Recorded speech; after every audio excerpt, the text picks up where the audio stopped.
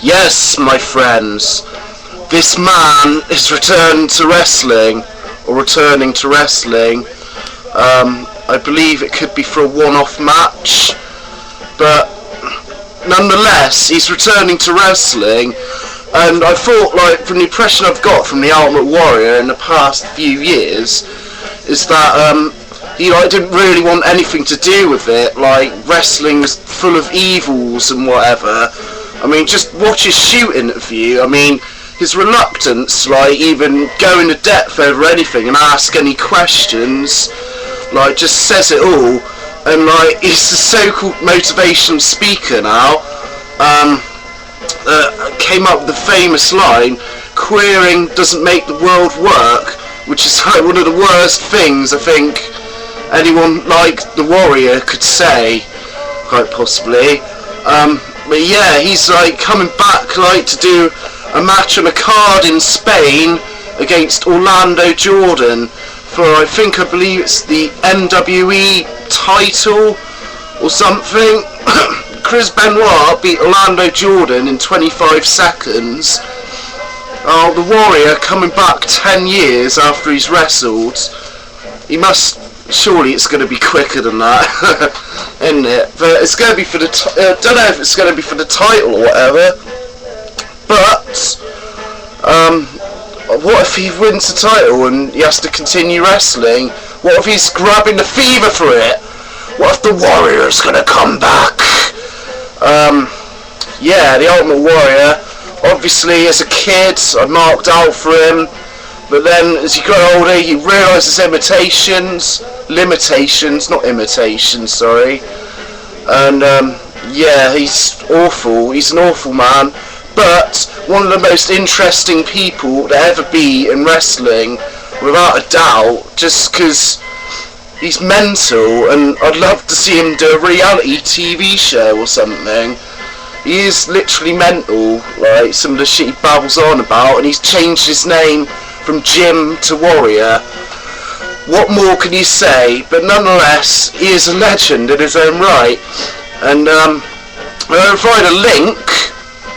Is it over there? Yeah, there it is.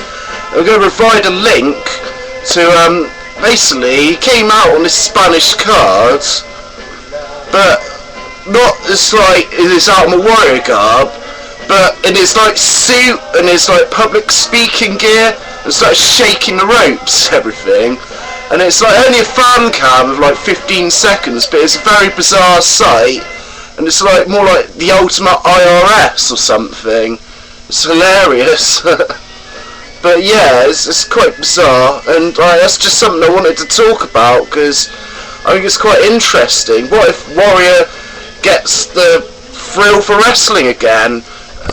Because from the shoot interview and that, I didn't think he'd want to have anything to do with it ever again, but obviously he's been doing Wrestle Slam conventions or whatever, and I just think it's bizarre. He's a very bizarre character, and someone interesting. I know opinions very divided on the Warrior, but as a young kid I really loved him, and thought it was great and entertaining to watch. And yeah, that's just what I want to talk about. The other thing I wanted to talk about was how wrestling, announce teams in wrestling, it's been like this for years, yeah. I think the character of announce teams in wrestling has gone to shit, basically, and Mike Adamel being on ECW this week has just proved it even more. I mean, sure, on ECW, Joey Styles was regulated to a certain WWE style of announcing, not the style that made him famous, but he was good. He was still quite interesting to listen to, and him and Taz were quite a good team. I think Taz has improved a lot as an announcer over the years. Never used to like him, didn't like him with Cole, but with Joey, he had a bit of a good thing going, I thought. But Mike Adamo, oh my god, just so bad it's funny, isn't it? Don't know what the fuck that is all about. But yeah, I can't really see him getting better, and who knows if it's going to last that long. Apparently he's getting paid so much that they needed to put him there just to do something with him, and that's why Joey's gone, pretty much, which is fucking shit. But yeah, wrestling announcing has gone to shit. I mean, TNA, what more could be said about Don West and Mike Tenay? They're a bad team, and when they had that guy from UFC come in for like the lockdown main event, I think that really added a lot to it. I think they should hire him and get rid of either Don West or Mike Tenay, preferably Don West. But yeah, Don West is quite funny because he's just a shouty maniac and he's quite scary. Ring of Honor, Lenny Leonard and Dave Prazak, I think they're good. They're good at putting the match across, but they just have annoying tones of voices.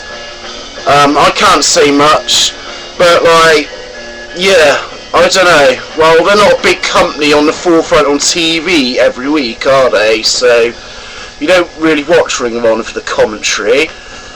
JR and King, fucking hate hearing them now. Jim Ross is excellent on his own. He was great when he announced on his own in WCW and with Jesse Ventura, like back in the early 90s. I loved that. And like even with Vince McMahon and the King as a heel, there was a good dynamic there. But I just hate Jerry Lawler. I just can't help hate Jerry Lawler. Coach and Cole, what more is to be said? There's no dynamic. There's nothing. There's just awfulest bland announce team ever.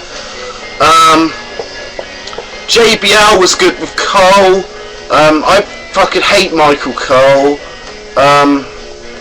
But he's been there, and like he's a descendant of like people like Sean Mooney and stuff like that. But even Sean Mooney had like some degree of like charisma and like no kind of annoyance. I've been watching this US Rampage, a Coliseum home video, US Rampage 91, and like him and Lord Alfred Hayes, I think they're fairly listenable, but nothing to me can beat like Gorilla Monsoon and Bobby Heenan, or Gorilla Monsoon and Jesse Ventura, or even like Roddy Piper commentating and stuff like that.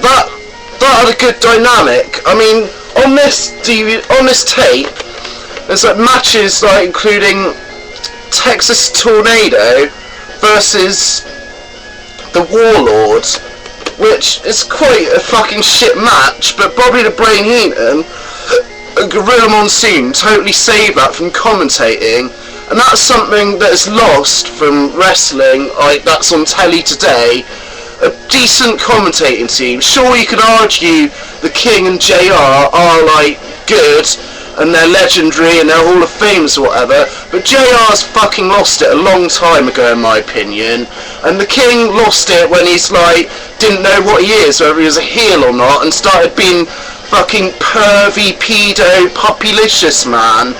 And yeah, this is just a rant that hasn't really gone anywhere. But basically the premise is the Warrior's back. What do you think of it? I'm quite interested. I'll leave the link of him being a warrior-like in a suit, which is bizarre. And wrestling commentating has gone to shit, and it may have been shit for a while. The glory days aren't there. Yeah, what could bring it back? What could bring wrestling commentating back? I believe having someone like William Regal commentate or something like that, or even like just an ex-wrestler that has charisma. I'd like to see Y2J commentate when he retires. That'd be cool. But anyway, yeah, video for you. See you later. Leave a comment or something. Bye.